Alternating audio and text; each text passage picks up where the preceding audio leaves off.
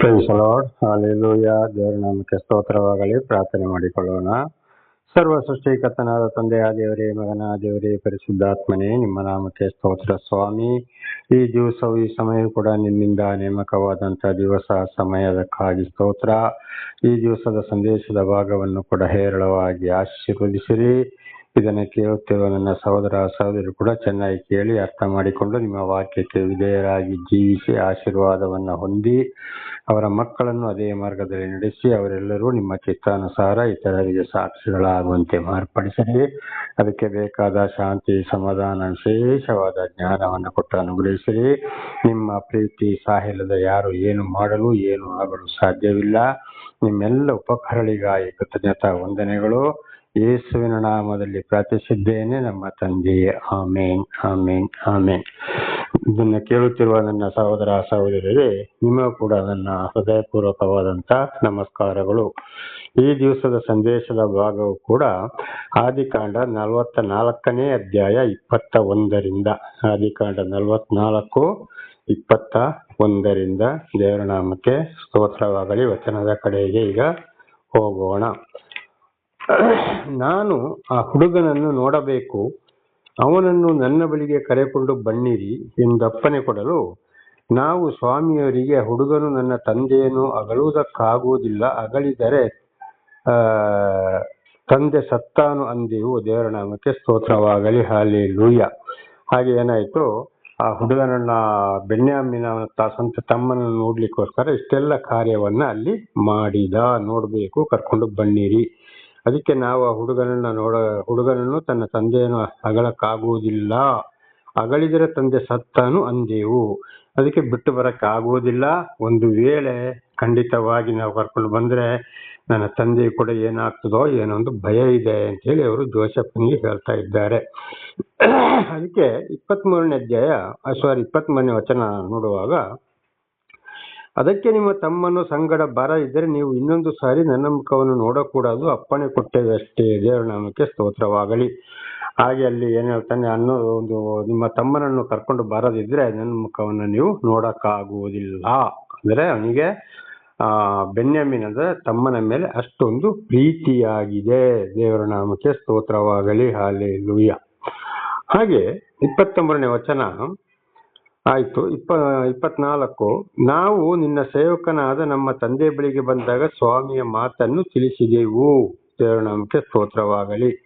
ಅವರು ಏನ್ ಮಾಡ್ತಾರೆ, ಹೋಗಿ ಅವರಿಗೆ ತಿಳಿಸಿದ್ದೇವೆ, ನೋಡಿ ಈ ರೀತಿ ಆಗಿದೆಪ್ಪ ಅಂತೇಳಿ ಯಾಕೋಬನಿಗೆ ಮಾತನ್ನ ತಿಳಿಸ್ತಾರೆ. ಅವನು ಈ ರೀತಿ ಎಲ್ಲ ಹೇಳಿದ್ರು ಅಂತೇಳಿ. ದೇವರ ನಾಮಕ್ಕೆ ಸ್ತೋತ್ರವಾಗಲಿ. ಹಾಲೆಲೂಯಾ.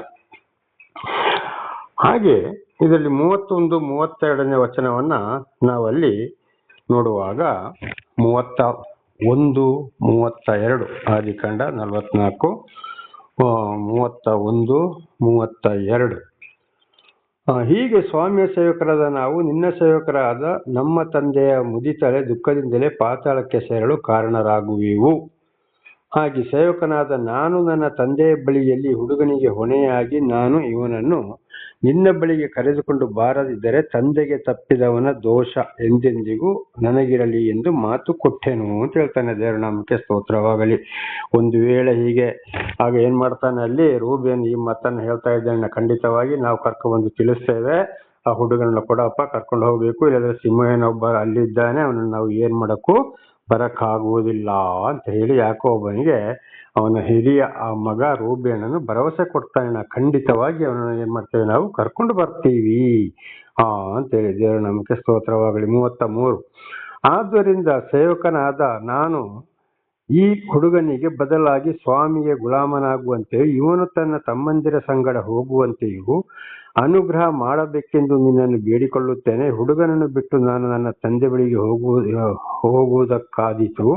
ತಂದೆಗೆ ಮಹಾ ಶೋಕವನ್ನುಂಟು ಮಾಡಿ ನಾನು ನೋಡಕೂಡದು ಅಂದೆನು. ದೇವರ ನಾಮಕ್ಕೆ ಸ್ತೋತ್ರವಾಗಲಿ. ಅವನೇನ್ ಮಾಡ್ತಾನೆ, ಖಂಡಿತವಾಗಿಯೂ ಅಲ್ಲಿಂದ ವಾಪಸ್ ಹೋಗ್ಲಿಕ್ಕೆ ಇವರು ಪ್ರಯತ್ನ ಪಡ್ತಾರೆ. ಐಗುಪ್ತ ದೇಶಕ್ಕೆ ಬಂದು ಕಾನಾನ್ ದೇಶಕ್ಕೆ ಹೋಗ್ಲಿಕ್ಕೆ ಇವರು ಏನ್ ಮಾಡ್ತಾರೆ, ಅಲ್ಲಿ ಪ್ರಯತ್ನ ಪಡ್ತಾ ಇದ್ದಾರೆ. ದೇವರ ನಾಮಕ್ಕೆ ಸ್ತೋತ್ರವಾಗಲಿ. ಹಾಲೆಲೂಯಾ. ಹಾಗೆ ಯಾಕೆಂದ್ರೆ ಈ ಜೋಸೆಫನಿಗೆ ತನ್ನ ತಮ್ಮನ ಮೇಲೆ ಬಹಳ ಪ್ರೀತಿ ಅಂತ ನೆನ್ನೆ ಕೂಡ ಇದನ್ನು ನಾವು ಏನ್ ಮಾಡಿದ್ದೇವೆ, ನೋಡಿಕೊಂಡಿದ್ದೇವೆ, ತಿಳಿದುಕೊಂಡಿದ್ದೇವೆ. ದೇವರ ನಾಮಕ್ಕೆ ಸ್ತೋತ್ರವಾಗಲಿ. ಹಾಗೆ ಮುಂದೆ 45ನೇ ಅಧ್ಯಾಯಕ್ಕೆ ಹೋಗೋಣ. ಈಗ 45ನೇ ಅಧ್ಯಾಯ 1ರಿಂದ 15ರವರೆಗೆ ನಾವು ಓದಿಕೊಳ್ಳೋಣ. 1ರಿಂದ 15, ಅದರಲ್ಲಿ 14 ಮತ್ತು 15ನೇ ವಚನವನ್ನು ನಾವು ನೋಡುವಾಗ, ಕರಕೊಂಡು ಬರಬೇಕೆಂದು ಹೇಳಿ ತನ್ನ ತಮ್ಮನಾದ ಬೆನ್ಯಾಮೀನನ ಕೊರಳನ್ನು ಅಪ್ಪಿಕೊಂಡ ಅತ್ತನು, ಬೆನ್ಯಾಮೀನನ ಅವನ ಕೊರಳನ್ನು ಅಪ್ಪಿಕೊಂಡ ಅತ್ತನು. ಇದಲ್ಲದೆ ಅವನು ತನ್ನ ಅಣ್ಣಂದಿರಲ್ಲಿ ಪ್ರತಿಯೊಬ್ಬನಿಗೂ ಮುದ್ದಿಟ್ಟು ಅವರನ್ನು ಅಪ್ಪಿಕೊಂಡ ಅತ್ತನು. ತರುವಾಯ ಅವರು ಅವನ ಸಂಗಡ ಮಾತನಾಡಿದರು. ದೇವರ ನಾಮಕ್ಕೆ ಸ್ತೋತ್ರವಾಗಲಿ. ಹಲ್ಲೆಲೂಯಾ. ಬಟ್ ಇವ್ರು ಏನ್ ಮಾಡಿದ್ರು, ಕರ್ಕೊಂಡು ಬಂದ್ರು. ಕರ್ಕೊಂಡು ಬಂದು ಅಲ್ಲಿಗೆ ಏನಾಯ್ತು, ಒಬ್ಬರನ್ನೊಬ್ಬರು ಬೆನ್ಯಾಮೀನ ಅವನನ್ನು ಅಪ್ಪಿಕೊಂಡು ಅತ್ತ, ಜೋಸೆಫ್ ಅವನನ್ನು ಅಪ್ಪಿಕೊಂಡು ಹತ್ತ. ಆದರೆ ಬೆನ್ಯಾಮೀನನಿಗೆ ಇವನು ನಮ್ಮನ್ನ ಅಣ್ಣ ಜೋಸೆಫ್ ಅಂತ ಗೊತ್ತಿಲ್ಲ. ಜೋಸೆಫ್ ಎಲ್ಲವನ್ನ ಕಂಡು ಹಿಡಿದಿದ್ದಾನೆ ಅಂತೇಳಿ ನಾವು ಈ ಹಿಂದೆ ತಿಳಿದುಕೊಂಡಿದ್ದೇವೆ. ನಮಗೆ ಸ್ತೋತ್ರವಾಗಲಿ. ಅಲ್ಲಿಂದ 16ರಿಂದ 24ರವರೆಗೆ ನಾವು ಅಲ್ಲಿ ಓದುವಾಗ, ಯೋಸೆಫನ ಅಣ್ಣಂದಿರು ಬಂದ ಸಮಾಚಾರವು ಫರೋಹಣನ ಮನೆಯವರಿಗೆ ತಿಳಿದಾಗ ಫರೋಹಣನಿಗೂ ಅವನ ಪರಿವಾರದವರಿಗೂ ಸಂತೋಷವಾಯಿತು. ನೋಡಿ, ಐಗುಪ್ತ ದೇಶದಲ್ಲಿದ್ದ ಜೋಸೆಫನ ಆಡಳಿತ ನಡೆಸ್ತಾ ಇದ್ದಾನೆ. ಆ ಅರಸನಿಗೆ ಕೂಡ ಅಲ್ಲಿ ಏನಾಯ್ತು, ಅವನ ಅಣ್ಣ ತಮ್ಮಂದಿರೆಲ್ಲರೂ ಬಂದಿದ್ದಾರೆ ಅಂತ ಹೇಳುವಾಗ ಅಲ್ಲಿ ಸಂತೋಷವಾಯಿತು. ಹಾಗೆ 17, ಫರೋಹನನು ಯೋಸೆಫನನ್ನು ಕರೆಸಿ, ನೀನು ನಿನ್ನ ಅಣ್ಣ ತಮ್ಮಂದಿರಿಗೆ ತಿಳಿಸಬೇಕಾದ ನನ್ನ ಆಜ್ಞೆ ಏನೆಂದರೆ, ನೀವು ನನ್ನ ಪಶುಗಳ ಮೇಲೆ ಸಾಮಾನುಗಳನ್ನು ಹೇರಿಕೊಂಡು ಕಾನಾನ್ ದೇಶಕ್ಕೆ ಹೋಗಿ ನಿಮ್ಮ ತಂದೆಯನ್ನು ಮನೆಯವರನ್ನು ನನ್ನ ಬಳಿಗೆ ಕರೆಕೊಂಡು ಬನ್ನಿರಿ ಅಂತ ಹೇಳಿದ್ದಾರೆ. ನಮಗೆ ಸ್ತೋತ್ರವಾಗಲಿ. ಆಗ ಅರಸನ ಏನ್ ಹೇಳ್ತಾನೆ, ಅರಸನು ಜೋಸೆಫ್ನಿಗೆ ಸಂತೋಷವಾಯಿತು, ಅರಸನಿಗೆ ಸಂತೋಷವಾಯಿತು. ಆಗ ಅರಸ ಜೋಸೆಫನಿಗೆ ಆಜ್ಞೆ ಕೊಟ್ಟು, ನಿನ್ನ ತಂದೆಯವರು ಅವರು ಇವರು ಎಲ್ಲರೂ ಏನು ಸಾಮಾನುಗಳಲ್ಲಿ ಬರಗಾಲ ಇದೆ, ಎಲ್ಲವನ್ನ ಕರ್ಕೊಂಡು ನನ್ನ ದೇಶಕ್ಕೆ ಬನ್ನಿರಿ ಅಂತೇಳಿ ಯೋಸೆಫನಿಗೆ ಅರಸನು ಹೇಳಿದ್ದಾನೆ. ದೇವರ ನಾಮಕ್ಕೆ ಸ್ತೋತ್ರ. ಅವರಿಗೆ ನಾನೇನ್ ಮಾಡ್ತೇನೆ, ನನ್ನ ದೇಶದಲ್ಲಿ ಅವರು ಇಲ್ಲೇ ಇರಬಹುದು, ಚೆನ್ನಾಗಿ ಅನುಭವಿಸಬಹುದು, ಶಾಂತಿ ಸಮಾಧಾನದಿಂದ ಇರಬಹುದು ಅಂತ 18ನೇ ವಚನದಲ್ಲಿ ಕೂಡ ಅದೇ ವಿಷಯವನ್ನು ನಾವು ಇಲ್ಲಿ ನೋಡಬಹುದು. ಐಗುಪ್ತ ದೇಶದಲ್ಲಿ ದೊರಕುವ ಉತ್ತಮ ವಸ್ತುಗಳನ್ನು ನಿಮಗೆ ಕೊಡುವೆನು ಮತ್ತು ನೀವು ಈ ದೇಶದ ಸುಖವನ್ನು ಅನುಭವಿಸಬಹುದು ಅಂತೇಳಿ ಜೋಸೆಫನಿಗೆ ಅರಸನು ಹೇಳಿದ. ಎಲ್ಲರೂ ಬರ್ಲಿ, ಚೆನ್ನಾಗಿರ್ಲಿ, ಇಲ್ಲಿ ಎಲ್ಲವೂ ಇದೆ ಅಲ್ವಾ, ಬರಗಾಲ ಇಲ್ಲ ಅಂತೇಳಿ. ಸರಿ. ಹಾಗೆ 19ನೇ ವಚನ ಓದುವಾಗ, ಮತ್ತು ನಿಮ್ಮ ಹೆಂಡತಿ ಮಕ್ಕಳಿಗೋಸ್ಕರ ಐಗುಪ್ತ ದೇಶದಿಂದ ರಥಗಳನ್ನು ತೆಗೆದುಕೊಂಡು ಹೋಗಿ ನಿಮ್ಮ ತಂದೆಯನ್ನು ಕರ್ಕೊಂಡು ಬನ್ನಿರಿ ಅಂತ ಕೂಡ ಅರಸ ಹೇಳ್ತಾನೆ ಜೋಸೆಫಿಗೆ. ಏನ್ ಮಾಡಿ, ಅಲ್ಲಿ ಹೋಗಿ ವಾಪಸ್ ಬರ್ಲಿಕ್ಕೆ ಇಲ್ಲಿಂದ ರಥಗಳನ್ನು ಕೂಡ ತಗೊಂಡು ಹೋಗ್ಲಿ ಅಪ್ಪ, ಅವ್ರನ್ನ ಕರ್ಕೊಂಡು ಬರ್ಲಿ ಅಂತೇಳಿ ಅರಸ ಜೋಸೆಫನಿಗೆ ಅಪ್ಪಣೆ ಕೊಡ್ತಾನೆ.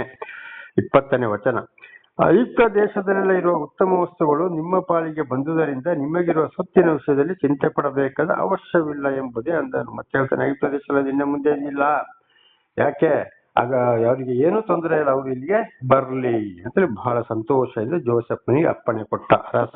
21, ಇಸ್ರೇಲಿನ ಮಕ್ಕಳು ಅದೇ ಮೇರೆಗೆ ಮಾಡಿದರು. ಫರೋಹಣನ ಅಪ್ಪಣೆ ಪ್ರಕಾರ ಯೋಸೆಫನವರಿಗೆ ರಥಗಳನ್ನು, ಮಾರ್ಗಕ್ಕೆ ಬೇಕಾದ ಆಹಾರವನ್ನು ಕೊಡಿಸಿದನು. ಇದಲ್ಲದೆ ಪ್ರತಿಯೊಬ್ಬನಿಗೂ ಶ್ರೇಷ್ಠ ವಸ್ತ್ರಗಳನ್ನು ಕೊಟ್ಟನು. ಬೆನ್ಯಾಮೀನನಿಗೂ 300 ರೂಪಾಯಿಗಳನ್ನು, 5 ಶ್ರೇಷ್ಠ ವಸ್ತ್ರಗಳನ್ನು ಕೊಟ್ಟನು. ನೋಡಿ, ಎಲ್ಲರನ್ನ ಸೀಮೆ ಬಂಧನದಲ್ಲಿ ಇಟ್ಟ. ಇವ್ರು ಕರ್ಕೊಂಡು ಬಂದಾಯ್ತು. ಅಂದ್ರೆ ಬೆನ್ಯಾಮೀನ ತಮ್ಮನನ್ನು ನೋಡ್ಲಿಕ್ಕೋಸ್ಕರ ಅಷ್ಟೆಲ್ಲ ವಿಷಯಗಳನ್ನ ಮಾಡಿದ. ಇವ್ರು ವಾಪಸ್ ಎಲ್ರಿಗೂ ಒಳ್ಳೆ ಒಳ್ಳೆ ಉಡುಗೊರೆ, ಬಟ್ಟೆ, ಆಹಾರ, ಧಾನ್ಯ ಎಲ್ಲವನ್ನ ಕೊಟ್ಟು ಜೋಸೆಫನವರನ್ನ ವಾಪಸ್ ಕಾನಾನ್ ದೇಶಕ್ಕೆ ಕಳುಹಿಸಿದ. 21, ನನ್ನ ತಂದೆಗೋಸ್ಕರ ಐಗುಪ್ತ ದೇಶದ ಒಳ್ಳೆ ವಸ್ತುಗಳನ್ನು 10 ಕತ್ತೆಗಳ ಮೇಲೆ ಹೇರಿಸಿ 10 ಹೆಣ್ಣು ಕತ್ತೆಗಳ ಮೇಲೆ ತನ್ನ ತಂದೆಯ ಪ್ರಯಾಣಕ್ಕೆ ಬೇಕಾದ ದವಸ ಧಾನ್ಯಗಳನ್ನು, ಬೇರೆ ತಿನ್ನುವ ಆಹಾರ ಪದಾರ್ಥಗಳನ್ನು ಕಳಿಸಿಕೊಟ್ಟನು. ನೋಡಿ, ಅವ್ರು ಹೋಗ್ಲಿಕ್ಕೆ ಮತ್ತೆ ವಾಪಸ್ ಅವರು ಕಾನಾನ್ ದೇಶದಿಂದ ಐಗುಪ್ತ ದೇಶ ಬರಕ್ಕೆ ಬೇಕಾಗುವುದನ್ನು ಕೂಡ ಜೋಸೆಫ್ ಕಳಿಸಿಕೊಟ್ಟ. 24, ಆಗ ತನ್ನ ಅಣ್ಣ ತಮ್ಮಂದರಿಗೆ, ನೀವು ದಾರಿಯಲ್ಲಿ ಜಗಳ ಮಾಡಬೇಡಿರಿ ಎಂದು ಬುದ್ಧಿ ಹೇಳಿ ಅವರಿಗೆ ಹೋಗುವುದಕ್ಕೆ ಅಪ್ಪಣೆ ಕೊಟ್ಟನು. ಅವರು ಹೊರಟು ಹೋದರು. ನೋಡಿ, ಆಗ ಏನ್ ಹೇಳ್ದ, ಬುದ್ಧಿ ಹೇಳ್ದ, ಜಗಳ ಮಾಡ್ಕೊಳ್ಬೇಡಿ, ಚೆನ್ನಾಗಿರಿ. ಯಾಕೆಂದ್ರೆ ಮುಂದೆ ಇವನ ಜೋಸೆಫನ ಮೇಲೆ ಹೊಟ್ಟೆ ಕಿಚ್ಚು ಪಟ್ಟು ಏನ್ ಮಾಡಿದ್ರು, ಇವನ್ನ ಅಲ್ಲಿಂದ ಮಾಡಿದ್ರು. ಆ ರೀತಿ ನೀವು ಏನು ತೊಂದರೆ ಮಾಡ್ಕೊಳ್ಬೇಡಿ, ಚೆನ್ನಾಗಿರಿ ಅಂತೇಳಿ. ನೋಡಿ, ಅಣ್ಣಂದಿರು ಅಷ್ಟೊಂದು ಅವನಿಗೆ ತೊಂದರೆ ಕೊಟ್ರು. ದೇವರಲ್ಲಿಂದ ಕಳಿಸಿ ಇಲ್ಲಿ ಅವನನ್ನು ಅಷ್ಟು ಉನ್ನತ ಮಟ್ಟಕ್ಕೆ ಏರಿಸಿ ಬಹಳ ಕಷ್ಟ ಸಂಕಟದಲ್ಲಿ ಮೇಲೆ ಬಂದ್ರು. ಉಪವಾಸದಲ್ಲಿ ನೋಡಿ ಅಲ್ಲಿಂದ ಏನ್ ಮಾಡಿದ, ಅವನಿಗೆ ಕನಸು ಬಿದ್ದ ಹಾಗೆ ಅಣ್ಣಂದಿರು ಬಂದು 2 ಸಲ ಅವನ ಕಾಲಿಗೆ ಬೀಳುವ ಹಾಗೆ ಆಯಿತು. ಮತ್ತೊಂದ್ಸಲ ಬುಗ್ಗಿ ನಮಸ್ಕಾರ ಮಾಡಿದ್ರು, ಮತ್ತೊಂದ್ಸಲ ಕಾಲಿಗೆ ಬಿದ್ರು. ನೋಡಿ ಎಂಥ ಒಂದು ಅವಸ್ಥೆ ಆಯ್ತು. ದೇವರ ನಮಗೆ ಸ್ತೋತ್ರ. ಹಾಗೆ ದೇವರೊಂದು ಕುಟುಂಬದಲ್ಲಿ ಒಬ್ಬನನ್ನು ಆರಿಸಿಕೊಂಡ್ರೆ ಯಾಕಪ್ಪ ಅಂದ್ರೆ ಆ ಕುಟುಂಬವನ್ನೇ ಉದ್ಧಾರ ಮಾಡ್ತಾರೆ ಅಂತ ಇದರ ಅರ್ಥ. ಆದ್ರೆ ಯಾರು ವಿರೋಧ ಮಾಡ್ತಾರೋ ಅವರನ್ನ ಅವರ ಕಾಲಿಗೆ ಬೀಳಿಸ್ತಾರೆ. ದೇವರ ನಾಮಕ್ಕೆ ಸ್ತೋತ್ರವಾಗಲಿ. ಹಲ್ಲೆಲೂಯ. ಅದಕ್ಕೆ ನೋಡಿ ತಂದೆಯಾದ ದೇವರು ಯೇಸುವಿಗೆ ಮಾತನ್ನ ಹೇಳಿದ್ರು, ನಾನು ನಿನ್ನ ಶತ್ರುಗಳನ್ನು ನಿನ್ನ ಪಾದದ ಪೀಠಕ್ಕೆ ಹಾಕುವ ತನಕ ನನ್ನ ಬಲಗಡೆಯಲ್ಲಿ ಆಸೀನನಾಗಿರು ಅಂತೇಳಿ. ಹಾಗೆ ದೇವರು ಆದುಕೊಂಡವರಿಗೆ ವಿರೋಧ ಮಾಡಿದಾಗ ಆ ವಿರೋಧ ಮಾಡಿದವರೇ ಇವರ ಕಾಲಿಗೆ ಬೀಳಬೇಕಾಗ್ತದೆ. ಇವರನ್ನ ಶಾಂತಿ ಸಮಾಧಾನದಲ್ಲಿ ನಡೆಸ್ತಾ ಇರ್ತಾರೆ ಅಂತ ದೇವರ ಅರ್ಥ. ದೇವರ ನಮಗೆ ಸ್ತೋತ್ರವಾಗಲಿ.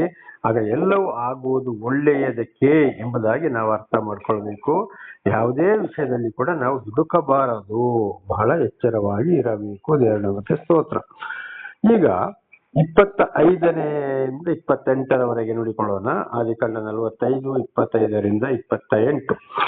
ಅವರು ಐಗುಪ್ತ ದೇಶವನ್ನು ಬಿಟ್ಟು ಕಾನಾನ್ ದೇಶಕ್ಕೆ ಸೇರಿ ತಂದೆಯಾದ ಯಾಕೋಬನ ಬಳಿಗೆ ಬಂದು ಅವನಿಗೆ, ಜೋಸೆಫನು ಇನ್ನೂ ಜೀವದಿಂದ ಇದ್ದಾನೆ, ಅವನು ಐಗುಪ್ತ ದೇಶದ ಸರ್ವಾಧಿಕಾರಿಯಾಗಿದ್ದಾನೆ ಎಂದು ತಿಳಿಸಲು ಅವನು ಶಬ್ದನಾಗಿ ನಂಬಲಿಲ್ಲ. ಜೋಸೆಫನ ಅಣ್ಣ ಮತ್ತು ತಮ್ಮ ಬಂದು ಹೇಳ್ತಾರೆ, ಅವನು ಇನ್ನೂ ಜೀವಂತವಾಗಿದ್ದಾನೆ, ಐಗುಪ್ತ ದೇಶದ ಅಧಿಕಾರಿಯಾಗಿದ್ದಾನೆ, ಅವನೇ ನಮಗೆ ಎಲ್ಲವನ್ನ ಕೊಟ್ಟ, ಇಷ್ಟೆಲ್ಲ ಉಪಚಾರ ಮಾಡಿದಂತ ಬಂದು ಯಾಕೋಬನಿಗೆ ಹೇಳ್ತಾನೆ. ಆಗಲಿ ಏನಾಗ್ತದೆ, ಅವರು ನಂಬಲಿಕ್ಕೆ ಸಾಧ್ಯ ಆಗ್ಲಿಲ್ಲ. ಯಾರಿಗೆ? ಯಾಕೋಬನ. ಯಾಕಂದ್ರೆ ಎಷ್ಟೋ ವರ್ಷವಾಯ್ತು ಇವರು ಶರ್ಟನ್ನು ಬಿಚ್ಚಿ ಪ್ರಾಣಿಗಳು ತಿಂದ ಹಾಕಿದಪ್ಪ, ಅವನ ಹೀಗೆ ಮಾಡಿದ ಅಂತೇಳಿ ಬರೀ ಶರ್ಟ ಅಂಗಿಯನ್ನ ತೆಗೆದುಕೊಂಡು ಅವನಿಗೆ ಕೊಟ್ರು. ಅವನು ಎಲ್ಲಿ ಹೋದ, ನಾಪತ್ತೆಯಾದ ಅಂತೇಳಿ ಅಲ್ಲಿಂದ ಮತ್ತೆ ಪುನಃ ಹೀಗೆ ಇದ್ದಾರೆ ಅಂತ ಇವರೇ ಹೋಗಿ ಹೇಳ್ತಾ ಇದ್ದಾರೆ. ಆಗ ನಂಬಲಿಕ್ಕೆ ಅಲ್ಲಿ ಸಾಧ್ಯ ಆಗ್ಲಿಲ್ಲ. ಇದಕ್ಕೆ ಹೇಳೋದು ಸತ್ಯ ನೋಡಿ, ಒಂದಲ್ಲ ಒಂದು ದಿವಸ ಇದೇನಾಗ್ತದೆ, ಕಪಕಂಡ ಆಗಿ ಆಗ್ತದೆ. ಯೇಸು ಹೇಳಿದೆ, ರಟ್ಟಾಗದ ಗುಟ್ಟಿಲ್ಲ ಅಂತ. ಎಷ್ಟೇ ಮುಚ್ಚಿಟ್ರು ಏನೇ ಮಾಡಿದ್ರು ಒಂದಲ್ಲ ಒಂದು ದಿವಸ ಸತ್ಯ ಗುಟ್ಟು ರಟ್ಟಾಗಿ ಆಗ್ತದೆ ಅಂತೇಳಿ 27ನೇ ವಚನ. ತರುವಾಯ ಯೋಸೆಫನು ಹೇಳಿ ಕಳಿಸಿದ ಎಲ್ಲಾ ಮಾತುಗಳನ್ನು ಕೇಳಿ ತನ್ನ ಪ್ರಯಾಣಕ್ಕೋಸ್ಕರ ಯೋಸೆಫನ ಕಡೆಯಿಂದ ಬಂದ ರಥಗಳನ್ನು ನೋಡಿ ವಿಶ್ರಮಿಸಿಕೊಳ್ಳು. ಅವನ ತಂದೆ ಯಾಕೋಬನು ಚೇತರಿಸಿಕೊಂಡು, ಸಾಕು, ನನ್ನ ಮಗನಾದ ಯೋಸೆಫನು ಸಜೀವನಾಗಿದ್ದಾನೆ, ನಾನು ಸಾಯುವುದಕ್ಕಿಂತ ಮುಂಚೆ ಹೋಗಿ ಅವನನ್ನು ನೋಡುವೆನು ಅಂದನು. ನೋಡಿ, ಆದ್ರೆ ಅವನು ಕೊಟ್ಟ ದವಸ ಧಾನ್ಯಗಳನ್ನ, ಆಮೇಲೆ ಐಗುಪ್ತ ದೇಶಕ್ಕೆ ಹೋಗಬೇಕಾದ ರಥಗಳನ್ನ ಕಳುಹಿಸಿಕೊಟ್ಟ. ಇದೆಲ್ಲವನ್ನ ನೋಡಿ, ಹೌದು ನಿಜವಾಗ್ಲು ಇವರು ಕಾನಾನ್ ದೇಶಕ್ಕೆ ನನ್ನ ಮಕ್ಕಳೆಲ್ಲ ಐಗುಪ್ತ ದೇಶಕ್ಕೆ ಹೋಗಿ ಬರುವಾಗ ಏನು ಇರ್ಲಿಲ್ಲ, ಬರೀ ಕತ್ತೆಗಳೆಲ್ಲ ಮೇಲೆ ಹೋದ್ರು, ವಾಪಸ್ ಇಷ್ಟನ್ನು ಕಳಿಸಿದ್ದಾರೆ. ನಿಜವಾಗ್ಲು ಇದು ಹೌದು, ನಾನು ಸಾಯುವುದಕ್ಕಿಂತ ಮೊದಲು ಒಂದ್ಸಲ ಅವನನ್ನ ನೋಡ್ತೀನಿ ಅಂತ ಹೇಳಿ ತಂದೆಗೆ, ಅಂದ್ರೆ ಯೋಸೆಫನಿಗೊಂದು ಆಸೆ ಬರ್ತದೆ. ದೇವರ ನಾಮಕ್ಕೆ ಸ್ತೋತ್ರವಾಗಲಿ. ಹಲ್ಲೆಲೂಯ. ಹಾಗೆ ನೋಡಿ, ಇವತ್ತು ಒಬ್ಬರ ಮುಖಾಂತರ ದೇವರು ಇಡೀ ಕುಟುಂಬವನ್ನೇ ರಕ್ಷಣೆ ಮಾಡ್ತಾ ಇರ್ತಾರೆ. ಆಗ ಕಷ್ಟ ಸಂಕಟ ದುಃಖಗಳು ಬರುವಾಗ ಶಾಂತಿಯಿಂದ ಮುಂದೆ ಹೋಗ್ಬೇಕು ಅಂತ ಇದರ ಅರ್ಥ. ದೇವರು ಮಾಡುವ ಕಾರ್ಯ ಒಂದೊಂದ್ಸಲ ಅರ್ಥ ಆಗೋದಿಲ್ಲ. ಏನೇ ಅದನ್ನ ಕೇಳಿಕೊಂಡು ಗರ್ವ ಅಹಂಕಾರದಿಂದ ದುಡುಕಬಾರದು, ಶಾಂತಿ ಸಮಾಧಾನದಿಂದ ಹೋಗ್ತಾ ಇರಬೇಕು. ದೇವರಿಂದ ಆಯ್ಕೆಗೊಂಡವರಿಗೆ ಬಹಳ ಕಷ್ಟ ಸಂಕಟ ದುಃಖಗಳು ಇವೆ. ದೇವರಿಂದ ಆಯ್ಕೆ ಆದವರು ಕೂಡ ಬಹಳ ಶಾಂತಿ ಸಮಾಧಾನದಿಂದ ಮುಂದೆ ಹೋಗ್ತಾ ಇರಬೇಕು. ಅವರನ್ನು ದೇವರೇ ನಡೆಸುವವರಾಗಿದ್ದಾರೆ. ಕಷ್ಟ ಸಂಕಟ ದುಃಖಗಳು ಬಂದಾಗ ನಾವಲ್ಲಿ ಕುಗ್ಗಿ ಹೋಗಬಾರದು. ದೇವರ ನಾಮಕ್ಕೆ ಸ್ತೋತ್ರವಾಗಲಿ. ಹಲ್ಲೆಲೂಯ. ಇಲ್ಲಿಗೆ ಆದಿಕಾಂಡ 45ನೇ ಅಧ್ಯಾಯವು ಕೂಡ ಮುಕ್ತಾಯವಾಯಿತು. ಈಗ 46ನೇ ಅಧ್ಯಾಯಕ್ಕೆ ಹೋಗೋಣ. 46 1ನೇ ವಚನ. ಆದಿಕಾಂಡ 46:1. ಇಸ್ರಾಯೇಲನು ತನಗಿದ್ದ ಸರ್ವಸ್ವವನ್ನು ತೆಗೆದುಕೊಂಡು ಪ್ರಯಾಣ ಮಾಡಿ ಬೇರ್ಷೆಬಕ್ಕೆ ಬಂದು ತನ್ನ ತಂದೆಯಾದ ಇಸಾಕನ ದೇವರಿಗೆ ಯಜ್ಞಗಳನ್ನ ಮಾಡಿದನು. ದೇವರ ನಾಮಕ್ಕೆ ಸ್ತೋತ್ರ. ನೋಡಿ, ಇಷ್ಟೆಲ್ಲ ವಿಷಯ ಆಯ್ತು, ಇಷ್ಟೆಲ್ಲ ಸಹಾಯ ಆಯ್ತು. ಜೋಸೆಫ್ ಇಷ್ಟೆಲ್ಲ ಇನ್ನೂ ಇದ್ದಾನೆ. ಆಮೇಲೆ ಈಗ ಬರಗಾಲದಲ್ಲಿ ಕೂಡ 2 ಸಲ ಎಲ್ಲವನ್ನು ಕೊಟ್ಟು ಕಳಿಸಿದ. ಇವರನ್ನು ಅಲ್ಲಿಗೆ ಬರಮಾಡಕ್ಕೆ ರಥಗಳನ್ನು ಕೂಡ ಕೊಟ್ಟು ಕಳಿಸಿದ. ಜೋಸೆಫನ ಮೂಲಕ ಬಹಳ ಅದ್ಭುತ ಕಾರ್ಯಗಳನ್ನ ಮಾಡಿದ್ರು. ಆಗ ಏನ್ ಮಾಡಿದ, ಅಂತ ಹಿರಿಯ ಒಂದು ತಂದೆಯಾದ ಯಾಕೋಬನು ಏನ್ ಮಾಡ್ದ, ಮತ್ತೆ ದೇವರಿಗೆ ಯಜ್ಞಗಳನ್ನ ಅರ್ಪಿಸಿದ. ಅಂದ್ರೆ ಆಗ ಯಜ್ಞ ಇತ್ತು, ಈಗ ಯಜ್ಞ ಇಲ್ಲ. 2025ನೇ ವರ್ಷದ ಹಿಂದೆ ದೇವರು ಮನುಷ್ಯನ ಅವತಾರ ರೀತಿ ಭೂಲೋಕಕ್ಕೆ ಬಂದು ಅನೇಕ ಕಷ್ಟ ಸಂಕಟ ದುಃಖವನ್ನು ಅನುಭವಿಸಿ ಮರದ ಕಂಬಕ್ಕೆ ಹೆಸರುಪಟ್ಟು ಯಾವಾಗ ರಕ್ತ ಸುರಿಸಿದರೋ ಇಡೀ ಲೋಕದ ಪಾಪಗಳಿಗಾಗಿ ಅಲ್ಲಿಂದ ಯಜ್ಞವು ನಿಂತು ಹೋಯಿತು. ಈಗ ಬರೀ ಉಪಕಾರಗಳಿಗೆ ನಾವು ಸ್ತೋತ್ರ, ದೇವರಿಂದ ಧನ್ಯವಾದ, ಕೃತಜ್ಞತೆ, ನಮಸ್ಕಾರ ಅದೇ ಯಜ್ಞವಾಗಿದೆ. ಅದಕ್ಕೆ ನಾವು ಕೂಡ ನಮ್ಮ ಜೀವಿತದಲ್ಲಿ ಏನ್ ಮಾಡ್ಬೇಕಂದ್ರೆ ಹಿರಿಯರಾದವರು ಕಿರಿಯರಾಗ್ಲಿ ಯಾರೇ ಆಗ್ಲಿ ದೇವರು ನಮಗೆ ಒಳ್ಳೇದು ಮಾಡ್ತಾ ಬರುವಾಗ, ಎಂತ ಕಷ್ಟ ಸಂಕಟ ದುಃಖದಲ್ಲಿ ಕೂಡ ದೇವರು ನಮಗೆ ಒಳ್ಳೇದು ಮಾಡ್ತಾ ಇರುವಾಗ ದೇವರ ಉಪಕಾರಗಳನ್ನ ನೆನೆಸಿಕೊಂಡು ನಾವು ದೇವರಿಗೆ ಸ್ತೋತ್ರವನ್ನ ಸಲ್ಲಿಸಬೇಕು. ಮೊಣಕಾಲೂರಿ ಅಥವಾ ನಿಂತುಕೊಂಡು ಅಥವಾ ಕೂತುಕೊಂಡು ಅಥವಾ ಅಡ್ಡ ಬಿದ್ದುಕೊಂಡು ಅಥವಾ ಉದ್ದಕ್ಕೆ ಬೊರಳು ಬಿದ್ದುಕೊಂಡು, ಆರೋಗ್ಯ ಸರಿ ಇದ್ರೆ ಮೊಣಕಾಲು ಊರಿಕೊಂಡು ಕೈಗಳನ್ನ ಮೇಲಕ್ಕೆ ಎತ್ತಿ ಪುರುಷರು ತಲೆ ತಗ್ಗಿಸಿ ಕಣ್ಣು ಮುಚ್ಚಿ ನಾವು ಸ್ತೋತ್ರಗಳನ್ನ ಸಲ್ಲಿಸಬೇಕು. ಸ್ತ್ರೀಯರು ತಲೆಗೆ ಮುಸುಕು ಹಾಕದೆ ಪ್ರಾರ್ಥಿಸಲೇಬಾರದು ಎಂಬುದಾಗಿ ಆದಿಕಾಂಡ 24:65, 1 ಕೊರಿಂಥ 11:5-10 ನಾವು ಓದುತ್ತೇವೆ. ಹಾಗೆ ರೀತಿ ತಲೆಗೆ ಮುಸುಕು ಹಾಕೊಂಡು ಖಂಡಿತವಾಗಿ ಸ್ತ್ರೀಯರು ಕೈಗಳನ್ನು ಮೇಲಕ್ಕೆ ಎತ್ತಬಾರದು. ಕೈಯನ್ನು ಯಾಚನಾ ಪೂರ್ವಕವಾಗಿ ಹಿಡಿದು ಕೈ ಮುಗಿದುಕೊಂಡು ಆ ರೀತಿಯಲ್ಲಿ ಸ್ತ್ರೀಯರು ಕೂಡ ದೇವರಿಗೆ ಉಪಕಾರ ಸ್ಮರಣೆಯನ್ನ ಮಾಡಬೇಕು. ದೇವರ ನಾಮಕ್ಕೆ ಸ್ತೋತ್ರವಾಗಲಿ. ಹಲ್ಲೆಲೂಯಾ. ಹಾಗೆ 2-4, 2-4 ಓದಿಕೊಳ್ಳೋಣ. ಅಲ್ಲಿ ದೇವರು ರಾತ್ರಿಯ ಸ್ವಪ್ನದಲ್ಲಿ ಇಸ್ರಾಯೇಲನನ್ನು ಯಾಕೋಬನೆಂದು ಕರೆಯಲವನು ಇದ್ದೇನೆ ಅಂದನು. ಆತನು, ನಾನು ದೇವರು, ನಿನ್ನ ತಂದೆ ಆರಾಧಿಸಿದ ದೇವರು. ನೀನು ಘಟ್ಟ ಇಳಿದು ಹೆದರದೆ ಐಗುಪ್ತ ದೇಶಕ್ಕೆ ಹೋಗು, ಅಲ್ಲಿ ನಿನ್ನಿಂದ ಮಹಾ ಜನಾಂಗ ಉಂಟಾಗುವಂತೆ ಮಾಡುವೆನು. ನೋಡಿ, ಅದೇ ರಾತ್ರಿ ಏನ್ ಮಾಡ್ದ ದೇವರು? ಇಸಾಕನನ್ನ ಯಾಕೋಬನನ್ನು ಕರೆದು, ನೋಡು, ನಾನೇ ನಿನ್ನ ತಂದೆಯಾದ ದೇವರು, ನೀನು ಏನು ಹಿಂದೆ ಮುಂದೆ ನೋಡ್ಬೇಡ, ನೀನು ಐಗುಪ್ತ ದೇಶಕ್ಕೆ ಹೊರಟು ಹೋಗು ಇಲ್ಲಿಂದ ಅಂತೇಳಿ ದೇವರು ಕನಸಿನಲ್ಲಿ ಮಾತನಾಡಿದರು. ಹಾಗೆ ದೇವರು ಕೂಡ ಏನ್ ಮಾಡ್ತಾರೆ, ದೇವ್ರನ್ನ ಆರಿಸಿಕೊಂಡವರಿಗೋಸ್ಕರ, ಅವರ ಒಂದು ರಕ್ಷಣೆಗೋಸ್ಕರ ರಾತ್ರಿ ಕನಸಿನಲ್ಲಿ ಮಾತಾಡಿ, ಇಂಥ ಕಡೆಗೆ ನೀನು ಹೋಗು, ಏನು ಹೆದರ್ಬೇಡ, ಹಿಂದೆ ಮುಂದೆ ನೋಡ್ಬೇಡ ಅಂತೇಳಿ ಕನಸಿನ ಮೂಲಕ ಕೂಡ ಮಾತನಾಡುವವರಾಗಿದ್ದಾರೆ. ದೇವರ ಸ್ತೋತ್ರ. ಇದು ಒಬ್ಬೊಬ್ಬರ ಜೀವಿತದಲ್ಲಿ ನಡೀತದೆ. ನನ್ನ ಸಹೋದರ ಸಹೋದರಿಯರೇ, ನಾನು ಈಗ ಇರುವ ಸ್ಥಳದಲ್ಲಿ ಕೂಡ ಇಲ್ಲಿಂದ 4 ಸಲ ಬಿಟ್ಟು ಹೋಗಿದ್ದೇನೆ. ಆ ಬಿಟ್ಟು ಹೋಗುವಾಗಲೂ ನನಗೊಂದೊಂದು ದರ್ಶನವಾಗ್ತಿತ್ತು. ಬ್ಯಾಗ್ ತಗೊಂಡು ಹೋಗೋದು, ಹೊರಟು ಹೋಗೋದು, ಪ್ರಯಾಣ ಮಾಡುವುದು, ಏನಾದ್ರೂ ಒಂದು ದೃಶ್ಯ. ಆಗ ಯೋಚನೆ ಮಾಡ್ತಾ ಇದ್ದೆ, ನಾನು ಇಲ್ಲಿಂದ ಹೋಗ್ಬೇಕಾಗಿದೆ, ದೇವರು ಹೇಳ್ತಾ ಇದ್ದಾನೆ. 4 ಸಲ ಬಿಟ್ಟು ಹೋದೆ. ಆ ಹೋದ ಸ್ಥಳದಿಂದ ಎಲ್ಲೆಲ್ಲಿ ಹೋಗ್ಬೇಕೋ, ಎಲ್ಲೆಲ್ಲಿ ಸುವಾರ್ತೆ ಸಾರಬೇಕೋ, ಎಲ್ಲೆಲ್ಲಿ ಸಾಕ್ಷಿ ಕೊಡ್ಬೇಕೋ, ಎಲ್ಲೆಲ್ಲಿ ಗದರಿಸ್ಬೇಕೋ, ಎಲ್ಲೆಲ್ಲಿ ಕಠಿಣ ಮಾತಾಡ್ಬೇಕೋ, ಅದೆಲ್ಲವೂ ಆಗಿ ವಾಪಸ್ ಅಲ್ಲಿಂದ ಇಲ್ಲಿಗೆ ಬರುವಾಗ ಮತ್ತು 4 ಸಲ ದರ್ಶನದೊಂದಿಗೆ ಈ ಸ್ಥಳಕ್ಕೆ ಬಂದಿದ್ದೇನೆ. ದೇವರ ನಾಮಕ್ಕೆ ಸ್ತೋತ್ರವಾಗಲಿ. ಹಲ್ಲೆಲೂಯಾ. ಹಾಗೆ ಇಲ್ಲಿಯೂ ಅನೇಕ ಕಷ್ಟ ಸಂಕಟ ದುಃಖಗಳು, 1-2 ಅಲ್ಲ, ಕಣ್ಣೀರಿನ ಜೀವನ. ಆದ್ರೂ ದೇವರು ನನಗೆ ಧೈರ್ಯ ಕೊಡ್ತಾ ಇದ್ರು. ದೇವರು ನನ್ನನ್ನು ನಡೆಸ್ತಾ ಇದ್ದಾರೆ. ದೇವರ ನಾಮಕ್ಕೆ ಸ್ತೋತ್ರವಾಗಲಿ. ಇದು ನನ್ನ ಜೀವಿತದಲ್ಲಿ ಕೂಡ ನಡೆದು ಹೋದಂತ ವಿಷಯ. ಅನೇಕ ಕಷ್ಟ ಸಂಕಟ ದುಃಖಗಳು ಯಾರಿಂದ ತೊಂದರೆ ಬರ್ತದೆ ಅಂತೇಳಿ ಈಗಲೂ ಕೂಡ ಕನಿಷ್ಠ ಪಕ್ಷ 1 ವಾರಕ್ಕೆ, 15 ದಿವಸಕ್ಕೆ, 1 ತಿಂಗಳಿಗೆ ಮೊದಲಾದ್ರೂ ಇಂಥವರಿಂದ ನಿನಗೆ ಇದೇ ರೀತಿ ಕನಸು ಬರ್ತದೆ ಅಂತೇಳಿ ದೃಶ್ಯಗಳನ್ನ ತೋರಿಸಿಕೊಡೋರಾಗಿದ್ದಾರೆ. ಈಗ ಸ್ವಲ್ಪ ಸಮಯದ ಹಿಂದೆ ಕೂಡ ಇಲ್ಲಿ ಬಹಳ, ಅದು ನಾನು ಎಲ್ಲ ಪೂರ್ತಿ ಹೇಳಕ್ ಹೋಗೋದಿಲ್ಲ, ಒಂದು ಆತ್ಮದ ಮೂಲಕ ಒಂದು ಸ್ತ್ರೀಯರಿಂದ ಇಂಥದೆಲ್ಲ ಬರ್ತದಪ್ಪ, ಎಚ್ಚರ ಅಂತೇಳಿ ನನಗೊಂದು ದರ್ಶನವನ್ನ ಕೊಟ್ಟರು. ಕಡೆಗೆ ಆದ್ರೆ ಬಹಳ ಪ್ರೀತಿ ಇತ್ತು, ನನ್ನ ಕೈಯಿಂದ ಬಹಳ ಒಂದು ಉಪಕಾರವನ್ನ ಪಡೆದುಕೊಂಡು ಕಡೆಗೆ ಅದೇ ಸ್ತ್ರೀಯಿಂದ ನನಗೆ ಬಹಳ ತೊಂದರೆ ಬಂತು. ದೇವರು ಆದರೂ ಅಲ್ಲಿ ಅದನ್ನ ಏನ್ ಮಾಡಿದ್ರು, ದೇವರೇ ನನ್ನ ಪರವಾಗಿ ಉತ್ತರ ಕೊಟ್ಟು ನನ್ನ ಪರವಾಗಿ ಅವರನ್ನ ಸಮಾಧಾನಗೊಳಿಸಿದ್ರು. ಆದ್ರೆ ಇದೇ ಸ್ಥಳದಲ್ಲಿ ಮತ್ತೆ ನಿಲ್ಲುವ ಹಾಗೆ ದೇವರು ನನ್ನನ್ನು ಮಾಡಿದ್ದಾರೆ. ದೇವರು ನಮಗೆ ಸ್ತೋತ್ರವಾಗಲಿ. ಇಂಥ ಪರಿಸ್ಥಿತಿಗಳೆಲ್ಲ ಬರುತ್ತವೆ. ಈ ವಚನಗಳು ಕೂಡ ನನ್ನ ಜೀವಿತದಲ್ಲಿ ನೆರವೇರಿ ಹೋಯಿತು. 4ನೇ ವಚನ. ಪುನಃ ಯಾಕೋಬನಿಗೆ ಏನ್ ಹೇಳ್ತಾರೆ ದೇವರು, ನಾನೇ ನಿನ್ನೊಂದಿಗೆ ಐಗುಪ್ತಕ್ಕೆ ಬರುವೇನು, ಅಲ್ಲಿಂದ ನಿಶ್ಚಯವಾಗಿ ನಿನ್ನನ್ನು ತಿರುಗಿ ಕರೆದುಕೊಂಡು ಬರುವೇನು. ನಿನ್ನ ಅವಸಾನ ಕಾಲದಲ್ಲಿ ಯೋಸೇಫನು ನಿನ್ನ ಕಣ್ಣುಗಳ ಮೇಲೆ ಕೈ ಇಡುವನು ಅಂದನು. ನೋಡಿ, ಆಗ ಮತ್ತೆ ಹೇಳ್ತಾರೆ ದೇವರು, ನಾನೇ ನಿನ್ನೊಂದಿಗೆ ಬರ್ತೇನೆ, ನಿನ್ನ ಮಾತ್ರ ಕಳಿಸೋದಲ್ಲಪ್ಪ, ನಿನ್ನ ವಾಪಸ್ ಕಾನಾನ್ ದೇಶಕ್ಕೆ ನಾನು ಬರುವ ಹಾಗೆ ಮಾಡ್ತೇನೆ. ನೀನು ಮೃತಪಟ್ಟ ಸಮಯದಲ್ಲಿ ಜೋಸೆಫನು ನಿನ್ನ ಕಣ್ಣುಗಳ ಮೇಲೆ ಕೈ ಇಡ್ತಾನೆ ಅಂದ್ರೆ ನೀನು ಕಣ್ಣು ಬಿಟ್ಟೆ ನೀನು ಸಾಯ್ತೀಯಾ ಅಂತ ಇದ್ದಾರೆ ಅರ್ಥ. ವಾಪಸ್ ನಿನ್ನ ಕಣ್ಣುಗಳನ್ನ ಅವನು ಉಜ್ಜಿ ಮುಚ್ಚುತ್ತಾನೆ. ನೋಡಿ, ಅಲ್ಲಿಯವರೆಗೆ ಯೋಸೆಫನ ಬಗ್ಗೆ ಇವನ 10 ಮಕ್ಕಳು ಬಂದು 11 ಮಕ್ಕಳು ಬಂದು ಹೇಳುವವರೆಗೂ ಕೂಡ ಜೋಸೆಫನ ಬಗ್ಗೆ ಗೊತ್ತಿಲ್ಲ. ಆಗ ಧೈರ್ಯವಾಯಿತು. ದೇವರೇ ಯಾಕೋಬನಿಗೆ ಹೇಳ್ತಾರೆ, ನೀನು ಹೋಗು, ಹಿಂದೆ ಮುಂದೆ ನೋಡಬೇಡ, ನಾನೇ ನಿನ್ನೊಂದಿಗಿದ್ದೇನೆ, ವಾಪಸ್ಸು ನಿನ್ನ ಇಲ್ಲಿಗೆ ನಾನು ಬರಮಾಡ್ತೇನೆ, ಅವಸಾನ ಕಾಲದಲ್ಲಿ ನಿನ್ನ ಕಣ್ಣುಗಳ ಮೇಲೆ ಯೋಸೆಫನು ಕೈ ಇಡುವನು, ದೇವರ ನಾಮಕ್ಕೆ ಸ್ತೋತ್ರ ಅಂತೇಳಿ. ಹಾಗೆ ದೇವರು ಏನ್ ಮಾಡ್ತಾರೆ, ಅಲ್ಲಿ ಧೈರ್ಯ ಕೊಟ್ಟು ಕಳಿಸುವವರಾಗಿದ್ದಾರೆ. ದೇವರು ಆದುಕೊಂಡವರನ್ನ ಕಷ್ಟ ಸಂಕಟ ದುಃಖದಲ್ಲಿಯೂ ಎಲ್ಲೆಲ್ಲಿ ಕಳಿಸ್ಬೇಕೋ ಎಲ್ಲೆಲ್ಲಿ ಹೋಗ್ಬೇಕೋ ಅವ್ರ ಜೊತೆಲೇ ದೇವರಿದ್ದು ಕಾರ್ಯವನ್ನು ಕೂಡ ಮಾಡೋರಾಗಿದ್ದಾರೆ. ಹಾಗೆ ನಾನು ಕೂಡ ಹಿಂದೆ ನಮ್ಮ ಮನೆಯಲ್ಲಿ ಕೂಡ ವೈರತ್ವ ಬಂದಾಗ, ಮನೆ ಬಿಟ್ಟಾಗ, ರಾಯಚೂರು ಜಿಲ್ಲೆಯ ಒಂದು ತಾಲೂಕಿನಲ್ಲಿ ನನಗೆ ಅಲ್ಲಿ ಏನಾಯ್ತು, ಅಪಘಾತವಾಯಿತು, ಯಾರು ಇರ್ಲಿಲ್ಲ ನೋಡಿ, ಹಿಂದೆ ಮುಂದೆ ಸಾಯುವಂತ ಸಂದರ್ಭ, ತಗೊಂಡೋಗಿ ಆಸ್ಪತ್ರೆಗೆ ಹಾಕಿದ್ರು ನನ್ನ. ಅಲ್ಲಿ ಹಿಂದೆ ಆ ಕಡೆ ಈ ಕಡೆ ಆಗದೆ ನಾನು ಬಹಳ ಹೊರಳಾಡ್ತಾ ಇದ್ದೆ.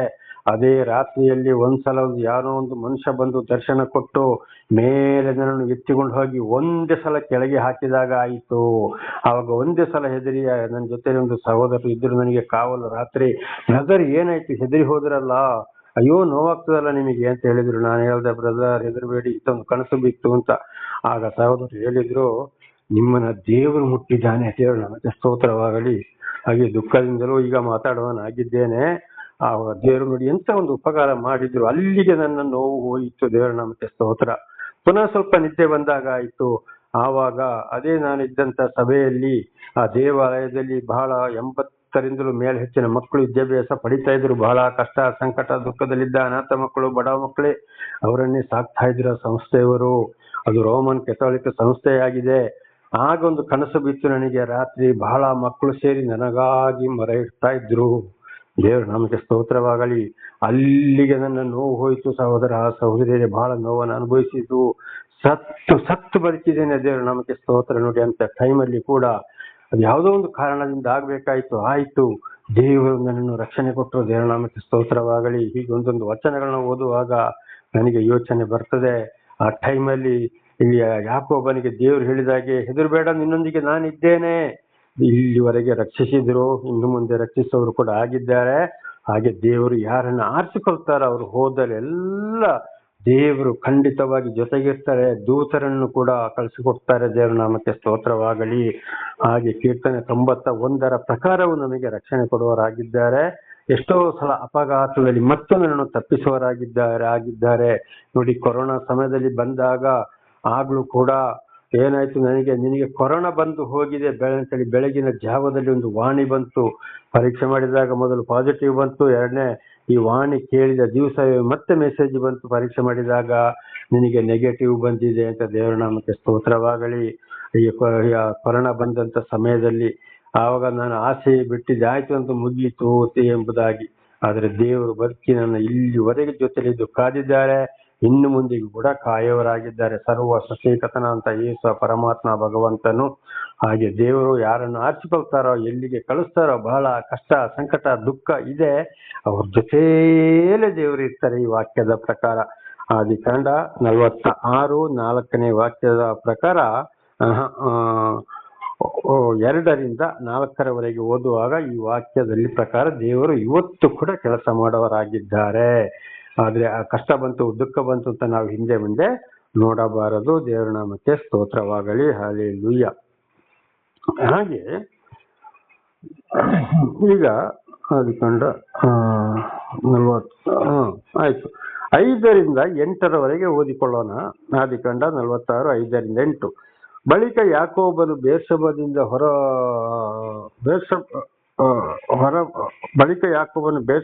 ಹೊರಟನು. ಫರೋಹನನು ಅವನನ್ನು ಕರೆಕೊಂಡು ಬರುವುದಕ್ಕೆ ಕಳುಹಿಸಿದ ರಥಗಳ ಮೇಲೆ ಇಸ್ರಾಯೇಲನ ಮಕ್ಕಳು ತಮ್ಮ ತಂದೆಯಾದ ಯಾಕೋಬನನ್ನು ಹೆಂಡತಿ ಮಕ್ಕಳನ್ನು ಕುಳ್ಳಿರಿಸಿಕೊಂಡು ಹೊರಟರು. ಆಯ್ತು, ಬಂದು ಹೇಳಿದ್ರು. ಇವರು ಐಗುಪ್ತ ದೇಶದಿಂದ ಬಂದ ರಥಗಳಿಗೆ ಏನ್ ಮಾಡಿದ್ರು, ಇವರು ಅದರಲ್ಲಿ ಕೂತು ಎಲ್ಲರೂ ಐಗುಪ್ತ ದೇಶದ ಕಡೆಗೆ ಇಸ್ರಾಯೇಲನ ಹೆಂಡತಿ, ಆಮೇಲೆ ಇಸ್ರಾಯೇಲನ ಮಕ್ಕಳು, ಅವರ ಹೆಂಡತಿ, ಸಂಸಾರ ಟೋಟಲು 67 ಜನ ಇವರು ಏನ್ ಮಾಡಿದ್ರು, ಐಗುಪ್ತ ದೇಶದ ಕಡೆಗೆ ಪ್ರಯಾಣ ಹೊರಟರು. ದೇವರ ನಾಮಕ್ಕೆ ಸ್ತೋತ್ರ. 6ನೇ ವಚನ 46:6. ಯಾಕೋಬನವನ ಮನೆತನದವರೆಲ್ಲರೂ ತಮ್ಮ ದನ ಕುರಿಗಳನ್ನು ತಾವು ಕಾನಾನ್ ದೇಶದಲ್ಲಿ ಸಂಪಾದಿಸಿಕೊಂಡಿದ್ದ ಸೊತ್ತುಗಳನ್ನು ತೆಗೆದುಕೊಂಡು ಐಗುಪ್ತವನ್ನ ತಲುಪಿದರು. ನೋಡಿ, ಅವರ ಮನೆ ಮಠ ಏನಿಲ್ಲ, ಅವರ ದನ ಕರು ಕತ್ತೆ ಗಿತ್ತೆ ಇಂಥದನ್ನೆಲ್ಲ ತಗೊಂಡು ಐಗುಪ್ತ ದೇಶಕ್ಕೆ ತಲುಪಿದರು ಅರಸದಲ್ಲಿ. ದೇವರ ನಾಮಕ್ಕೆ ಸ್ತೋತ್ರವಾಗಲಿ. ಹಲ್ಲೆಲೂಯಾ. ಹಾಗೆ 7ನೇ ವಚನ, ಹೀಗೆ ಯಾಕೋಬನು ತನ್ನ ಗಂಡು ಹೆಣ್ಣು ಮಕ್ಕಳನ್ನು ಮೊಮ್ಮಕ್ಕಳನ್ನು ತನ್ನ ಮನೆತನದವರೆಲ್ಲರನ್ನೂ ತನ್ನ ಸಂಗಡಲೇ ಐಗುಪ್ತ ದೇಶಕ್ಕೆ ಕರೆದುಕೊಂಡು ಹೋದನು. ಯಾರನ್ನು ಬಿಡ್ಲಿಲ್ಲ. ಅವನ ಸಂತಾನ ಅಂದ್ರೆ ಅವನು, ಅವನ ಹೆಂಡತಿ, ಅವನ ಮಕ್ಕಳು, ಅವನ ಸೊಸೆಯಂದಿರು, ಇಂಥವರೆಲ್ಲರೂ ಅವರ ಮೊಮ್ಮಕ್ಕಳು ಎಲ್ಲವನ್ನ ಕರ್ಕೊಂಡು, ಅಂದ್ರೆ ಒಟ್ಟು 67 ಜನ ಅವರನ್ನ ಕರ್ಕೊಂಡು ಏನ್ ಮಾಡಿದ್ರು, ಐಗುಪ್ತ ದೇಶಕ್ಕೆ ಹೋಗಿ ಸೇರಿದರು. ದೇವರ ನಾಮಕ್ಕೆ ಸ್ತೋತ್ರವಾಗಲಿ. 8ನೇ ವಚನ ನೋಡುವಾಗ, ಇಸ್ರಾಯೇಲನೆಂಬ ಯಾಕೋಬನು ತನ್ನ ಮಕ್ಕಳೊಡನೆ ಐಗುಪ್ತಕ್ಕೆ ಬಂದಾಗ ಅವನಿಗಿದ್ದ ಸಂತಾನದವರ ವಿವರಣೆ. ಯಾಕೋಬನ ಚೊಚ್ಚಲ ಮಗನು ರೂಬೇನನು. ದೇವರ ನಾಮಕ್ಕೆ ಸ್ತೋತ್ರವಾಗಲಿ. ಹಲ್ಲೆಲೂಯಾ. ಹಾಗೆ ಒಟ್ಟು ಇಲ್ಲಿ ಅವರ ಸಂತಾನದ ವಿಷಯವನ್ನ ಬೇಕಾದ್ರೆ ಓದುವುದಾದ್ರೆ ಇಲ್ಲಿ ಆದಿಕಾಂಡ 46:9 15 ಕೂಡ ನಾವು ಓದುವಾಗ ಅಥವಾ ಮುಂದೆ ಓದುವಾಗ ಖಂಡಿತವಾಗಿ ಅಲ್ಲಿ ಎಲ್ಲಾ ವಿಷಯಗಳನ್ನ ನಾವು ಅಲ್ಲಿ ತಿಳಿದುಕೊಳ್ಳಬಹುದು. ದೇವರ ನಾಮಕ್ಕೆ ಸ್ತೋತ್ರ. ಹಾಗೆ 26 ಮತ್ತು 27ನೇ ವಚನಗಳನ್ನು ಓದಿಕೊಳ್ಳೋಣ. ಆದಿಕಾಂಡ 46, 26, 27. ಯಾಕೋಬನ ಸೊಸೆಯರಲ್ಲದೆ ಯಾಕೋಬನಿಂದಲೇ ಹುಟ್ಟಿ ಅವನೊಂದಿಗೆ ಐಗುಪ್ತ ದೇಶಕ್ಕೆ ಹೋದವರು ಒಟ್ಟು 66 ಮಂದಿ. ಅದಲ್ಲದೆ ಐಗುಪ್ತ ದೇಶದಲ್ಲಿ ಯೋಸೇಫನಿಗೆ ಹುಟ್ಟಿದವರು 2. ಐಗುಪ್ತ ದೇಶಕ್ಕೆ ಹೋದ ಯಾಕೋಬನ ಕುಟುಂಬದವರೆಲ್ಲರೂ ಒಟ್ಟಾಗಿ 70 ಮಂದಿ. ದೇವರ ನಮಗೆ ಸ್ತೋತ್ರ. ಇಲ್ಲಿ ನೋಡುವಾಗ ಸೊಸೆಂದಿರನ್ನ ಲೆಕ್ಕ ಹಾಕಲಿಲ್ಲ, ಬರೀ ಗಂಡು ಸಂತಾನವನ್ನ ಮಾತ್ರ ಲೆಕ್ಕ ಹಾಕಿದ್ದಾನೆ ಯಾಕೋಬನು. ಹಾಗೆ ಒಟ್ಟು 67 ಮಂದಿ. ಜೋಸೆಫನನ್ನು ಮೊದಲೇ ಕಳಿಸಿದ್ರು. ಅಲ್ಲಿ ಜೋಸೆಫನು ಮತ್ತು ಅವನ 2 ಮಕ್ಕಳು ಮತ್ತು ಅಲ್ಲಿ 3, ಹಾಗೆ ಟೋಟಲು ಐಗುಪ್ತ ದೇಶದಲ್ಲಿ 70 ಮಂದಿ ಒಟ್ಟು ಐಗುಪ್ತ ದೇಶಕ್ಕೆ ಹೋಗಿ ಸೇರಿದರು ಇಸ್ರಾಯೇಲರು. ದೇವರ ನಾಮಕ್ಕೆ ಸ್ತೋತ್ರವಾಗಲಿ. ನೋಡಿ, ಕಾನಾನ್ ದೇಶದಲ್ಲಿ ಬರಗಾಲ ಬರುವಾಗ ಅಲ್ಲಿಂದ 2 ಸಲ ಆಹಾರ ಧಾನ್ಯಗಳನ್ನ ಹೋಗೋಗೆ ಮಾಡಿದ್ರು. ಜೋಸೆಫನು ಅಲ್ಲಿದ್ದಾನೆ. ಏನೇನು ನಡೆಯಿತು ಎಂಬುದಾಗಿ ಇಷ್ಟು ಈಗ ನಾವು ಮೊನ್ನೆಯಿಂದ ತಿಳಿದುಕೊಂಡಿದ್ದೇವೆ. ಆಮೇಲೆ ವಾಪಸ್ಸು ಜೋಸೆಫ್ ಅಲ್ಲಿ ಐಗುಪ್ತ ದೇಶದ ಪ್ರಧಾನ ಮಂತ್ರಿ, ದೊಡ್ಡ ಅಧಿಕಾರಿಯಾಗಿದ್ದಾನೆ. ಅಲ್ಲಿಗೆ ಇಸ್ರಾಯೇಲಿನ ಕುಟುಂಬವು ಹೋಗುವಾಗೆ ಆಯಿತು. ದೇವರ ನಾಮಕ್ಕೆ ಸ್ತೋತ್ರವಾಗಲಿ. ಅದು ಕೂಡ ಹಿಂದೆ 46, 2-4 ಓದುವಾಗ ಕೂಡ ಅಲ್ಲಿ ಕೂಡ ಯಾಕೋಬನಿಗೆ ದರ್ಶನ ಕೊಟ್ಟು, ನೀನು ಹೋಗು, ನಿನ್ನೊಂದಿಗೆ ನಾನು ಇರ್ತೇನೆ, ವಾಪಸ್ ನಿನ್ನನ್ನು ಬರಮಾಡುವಾಗೆ ಮಾಡ್ತೇನೆ ಅಂತ ದೇವರು ಅಲ್ಲಿಗೆ ಕಳಿಸಿಕೊಟ್ಟರು. ಇಡೀ 7 ವರ್ಷ ಬರಗಾಲ ಬಂದರು. ಇಸ್ರಾಯೇಲಿನ ಕುಟುಂಬ ಐಗುಪ್ತ ದೇಶಕ್ಕೆ ಹೊರಟು ಹೋಯಿತು. ಹಾಗೆ ದೇವರು ಆದುಕೊಂಡವರ ಮೇಲೆ ಎಲ್ಲಿ ಯಾವುದೇ ಕಷ್ಟ, ಸಂಕಟ, ಆಹಾರ, ನೀರು ಕೊರತೆ ಇಲ್ಲದಿದ್ದರೂ ದೇವರು ಅಂಥವ್ರನ್ನ ಆದುಕೊಂಡವರನ್ನ ಖಂಡಿತವಾಗಿಯೂ ಅಂತಹ ಒಂದು ಒಳ್ಳೆ ಸ್ಥಳಕ್ಕೆ ಸೇರಿಸುವನಾಗಿದ್ದಾನೆ. ಅವರಿಗೆ ಯಾವುದೇ ಕುಂದು ಕೊರತೆ ಬಾರದಾಗೆ ಆಗ್ತದೆ. ಇದು ಇವತ್ತು ಕೂಡ ಅನೇಕರ ಜೀವಿತದಲ್ಲಿ ನೆರವೇರುತ್ತದೆ. ದೇವರ ನಾಮಕ್ಕೆ ಸ್ತೋತ್ರವಾಗಲಿ. ದೇವರು ಮಾಡುತ್ತಿರುವ ಎಲ್ಲ ಉಪಕಾರಗಳಿಗಾಗಿ ಆಗ ನಾವು ಏನ್ ಮಾಡಬೇಕು? ಹೋದಲ್ಲೆಲ್ಲ ದೇವರಿಗೆ ಯಜ್ಞಗಳನ್ನ ಅರ್ಪಿಸಬೇಕು. ಅಂದ್ರೆ ಈಗ ಯಜ್ಞ ಅಂದ್ರೆ, ದೇವರೇ ನೀನು ಮಾಡಿದಂತ ಉಪಕಾರಗಳಿಗಾಗಿ ನಿನಗೆ ನಮಸ್ಕಾರಗಳಪ್ಪ, ವಂದನೆಗಳು, ಕೃತಜ್ಞತೆಗಳು, ಧನ್ಯವಾದಗಳು. ದೇವರೇ ನಾವು ಜೀವಿತದಲ್ಲಿ ಉಪಕಾರ ಮಾಡಿದ್ಯಲ್ಲ, ಮಾಡ್ತಾ ಇದ್ದೀಯಲ್ಲ ಅಂತ ಪೂರ್ಣ ಮನಸ್ಸಿನಿಂದ, ಶುದ್ಧ ಹೃದಯದಿಂದ ನಾವು ದೇವರಿಗೆ ಕೃತಜ್ಞತೆಯನ್ನ ಸಲ್ಲಿಸಬೇಕು. ಅಂದ್ರೆ ಪರಮಾತ್ಮನಿಗೆ, ಭಗವಂತನಿಗೆ, ಆ ಯೇಸು ಕ್ರಿಸ್ತನಿಗೆ. ದೇವರ ನಾಮಕ್ಕೆ ಸ್ತೋತ್ರವಾಗಲಿ. ಹಲ್ಲೆಲೂಯಾ. ಹಾಗೆ ಅಲ್ಲಿಂದ 26-29 ನಾವು ನೋಡಿಕೊಳ್ಳೋಣ. 28-29 ವಚನ. ಆದಿಕಾಂಡ 46, 28, 29. ಯಾಕೋಬನಿಗೆ ಗೋಷೆನ್ ಸೀಮೆಯ ದಾರಿ ವಿಚಾರಿಸುವುದಕ್ಕೆ ಯಹೂದನನ್ನು ಮುಂದಾಗಿ ಜೋಸೆಫನ ಬಳಿಗೆ ಕಳುಹಿಸಿದನು. ಅವರು ಗೋಷೆನ್ ಸೀಮೆಗೆ ಬಂದಾಗ ಯೋಸೇಫನು ತನ್ನ ರಥವನ್ನು ಸಿದ್ಧಪಡಿಸಿಕೊಂಡು ತನ್ನ ತಂದೆಯಾದ ಇಸ್ರಾಯೇಲನನ್ನು ಎದುರುಗೊಳ್ಳುವುದಕ್ಕೋಸ್ಕರ ಗೋಷನಿಗೆ ಹೋಗಿ ಅವನಿಗೆ ಕಾಣಿಸಿಕೊಂಡು ತಂದೆಯನ್ನು ಬಹಳ ಹೊತ್ತಿನವರೆಗೆ ಅಪ್ಪಿಕೊಂಡು ಅತ್ತನು. ನೋಡಿ, ಅಲ್ಲಿ ಆಗ ಊರಿಗೆ ಅಂದ್ರೆ ಅವರು ಎಲ್ಲಿ ವಾಸ ಮಾಡ್ಬೇಕು ಅಂತ ಅವರಿಗೆ ಗೊತ್ತಿರಲಿಲ್ಲ. ಅದಕ್ಕೆ ಯಹೂದನು ಮೊದಲು ಹೋಗಿ ತನ್ನ ತಮ್ಮನಾದ ಜೋಸೆಫನಿಗೆ ತಿಳಿಸಿದರು, ಬಂದಿದ್ದೇವಪ್ಪ, ಇಂಥಲ್ಲೆಲ್ಲ ನಾವು ಇದ್ದೇವೆ ಅಂತ ಹೇಳಿ. ಜೋಸೆಫನು ಅಲ್ಲಿಗೆ ಓಡಿ ಬಂದು ತಂದೆಯನ್ನು ಅಪ್ಪಿಕೊಂಡು ಬಹಳ ಹೊತ್ತು ಅತ್ತನು. ದೇವರ ನಾಮಕ್ಕೆ ಸ್ತೋತ್ರವಾಗಲಿ. ನೋಡಿ, ತಂದೆಯನ್ನು ಮುಪ್ಪಿನ ಕಾಲದಲ್ಲಿ ಕೂಡ ಏನ್ ಮಾಡ್ದ, ಅವನು ಅಷ್ಟೊಂದು ದೊಡ್ಡ ಅಧಿಕಾರಿ, ಅಲ್ಲಿ ಹೆಂಡತಿ ಮಕ್ಕಳು ಇದ್ದಾರೆ, ಇಡೀ ಐಗುಪ್ತ ದೇಶವೇ ಅವನ ಬಳಿಯಲ್ಲಿದೆ. ಇಲ್ಲಿಂದ ಇವರು ಏನು ಇಲ್ಲದವರಾಗಿ ಒಂದು ಬಹಳ ನಿರ್ಗತಿಯರಾಗಿ ಐಗುಪ್ತ ದೇಶಕ್ಕೆ ಹೋದ್ರು, ತಲುಪಿದ್ರು. ಆಗ ಅಂಥ ಒಂದು ಅಧಿಕಾರಿಯಾದ ಮಗನು ಏನ್ ಮಾಡ್ದ, ಬಂದು ತಂದೆಯನ್ನು ಅಪ್ಪಿಕೊಂಡತ್ತ. ಅದಕ್ಕೆ ಇವತ್ತು ಮಕ್ಕಳು ಎಷ್ಟೇ ದೊಡ್ಡ ಐಶ್ವರ್ಯವಂತರಾಗಿರ್ಬೋದು, ಏನೇ ಆಗಿರ್ಬೋದು, ಇವತ್ತು ತಂದೆಯಂದಿರು ತಮ್ಮಂದಿರು ಯಾವುದೋ ಒಂದು ರೀತಿಯಲ್ಲಿ ಇವತ್ತು ಬಡಸ್ಥಿತಿಗೆ ಬಂದ್ರು, ಗತಿಹೀನರಾದ್ರು, ನಿರ್ಗತಿಗರಾದ್ರೂ ಕೂಡ ಖಂಡಿತವಾಗಿ ಅವರ ಮೇಲೆ ಪ್ರೀತಿ ಇರಬೇಕು. ನಾನು ಹೀಗಿದ್ದೇನೆ, ಅವರು ಹೀಗಿದ್ದಾರೆ ಅಂತಲೇ ತುಚ್ಛವಾಗಿ ಕಾಣಬಾರದು, ಅವರನ್ನು ಕಡೆಗಾಣಿಸಬಾರದು, ಹೀಯಾಳಿಸಬಾರದು. ಇವತ್ತು ಇದು ಕೂಡ ಒಂದೊಂದು ಅಧಿಕಾರಿಗಳನ್ನ ನಾವು ನೋಡ್ತೇವೆ. ತಂದೆ ತಾಯಿ ಬಹಳ ಕಡು ಬಡತನದಲ್ಲಿದ್ರು, ಇವರು ಬಹಳ ಐಶ್ವರ್ಯವಂತರಾಗಿದ್ರು ಕೂಡ ಪ್ರೀತಿ ಇರ್ತದೆ. ಒಬ್ಬೊಬ್ಬರಿಗೆ ಏನ್ ಮಾಡ್ತಾರೆ, ಅಲ್ಲಿ ಒಬ್ಬೊಬ್ರು ಹೀಯಾಳಿಸಿಬಿಡ್ತಾರೆ, ಬಹಳ ಕಡೆಗಾಣಿಸಿಬಿಡ್ತಾರೆ ತಂದೆ ತಾಯಿ ತಮ್ಮಂದಿರನ್ನು. ಯಾವುದು ಹಾಗೆ ಆಗಬಾರದು. ಪ್ರತಿಯೊಂದು ದೇವರಿಂದಲೇ ಬರುವಂತ ಆಶೀರ್ವಾದ. ಆದ್ರಿಂದ ನಾವು ದೇವರನ್ನ ನೆನೆಸಿಕೊಳ್ಳಬೇಕಾಗಿದೆ. ತಂದೆ ತಾಯಿ ಕುಟುಂಬ ಬಂಧು ಬಳಗದವರನ್ನು ಯಾವಾಗಲೂ ಮರಿಬಾರದು, ಪ್ರೀತಿಯಲ್ಲಿ ನೋಡಿಕೊಳ್ಳಬೇಕಾಗಿದ್ದು ಇದೇ ದೇವರ ಒಂದು ಇಚ್ಛೆ. ಅದಕ್ಕಾಗಿ ಒಂದೊಂದು ಕುಟುಂಬದಲ್ಲಿ ದೇವರು ಒಬ್ಬೊಬ್ಬರನ್ನ ಬಹಳ ಮೇಲ್ಮಟ್ಟಕ್ಕೆ ಏರಿಸುವರಾಗಿದ್ದಾರೆ. ಇದುವೇ ನಾಳೆಗೂ ಮುಂದುವರಿಯುವುದು. ಪ್ರಾರ್ಥನೆ ಮಾಡಿಕೊಳ್ಳೋಣ. ಸರ್ವ ಸೃಷ್ಟಿಕರ್ತನ ತಂದೆಯ ದೇವರೇ, ಮಗನ ದೇವರೇ, ಪರಿಶುದ್ಧಾತ್ಮನೇ, ನಿಮ್ಮ ನಾಮಕ್ಕೆ ಸ್ತೋತ್ರ. ಸ್ವಾಮಿ, ಇವತ್ತನೇ ಒಂದು ಸಂದೇಶವನ್ನು ನನ್ನ ಸಹೋದರ ಸಹೋದರಿಗೆ ನೀವು ತಿಳಿಸಿದ್ದೀರಿ. ಇದರಲ್ಲಿ ಏನಾದ್ರೂ ಇವರು ತಪ್ಪಿ ಹೋಗಿದ್ದರೆ ಅವರನ್ನು ಕ್ಷಮಿಸಿರಿ. ಪಾಪ ಪರಿಹಾರ ಕ್ಷಮಾಪಣೆ ನಿಮ್ಮಿಂದಲೇ. ಮುಂದೆ ಅವರು ವಾಕ್ಯದ ಪ್ರಕಾರ ಅರಿತುಕೊಂಡು ಸರಿಯಾಗಿ ಜೀವಿಸಲು ಬೇಕಾದಂತ ವಿಶೇಷವಾದ ಜ್ಞಾನವನ್ನು ಅನುಗ್ರಹಿಸಿರಿ. ಅವರನ್ನು ಕೂಡ ನೀವು ಹೇರಳವಾಗಿ ಆಶೀರ್ವದಿಸಿರಿ. ನಿಮ್ಮೆಲ್ಲ ಉಪಕರಣಿಗಾಗಿ ಕೃತಜ್ಞತಾ ವಂದನೆಗಳು. ಯೇಸುವಿನ ನಾಮದಲ್ಲಿ ಪ್ರಾರ್ಥಿಸಿದ್ದೇನೆ ನಮ್ಮ ತಂದೆ, ಆಮೇನ್. ಇದನ್ನು ಕೇಳುತ್ತಿರುವ ನನ್ನ ಸಹೋದರ ಸಹೋದರಿಯರೇ, ನಿಮಗೂ ಕೂಡ ನನ್ನ ಧನ್ಯವಾದಗಳು. ದೇವರು ನಿಮ್ಮನ್ನು ನಿಮ್ಮ ಮಕ್ಕಳನ್ನು ಹೇರಳವಾಗಿ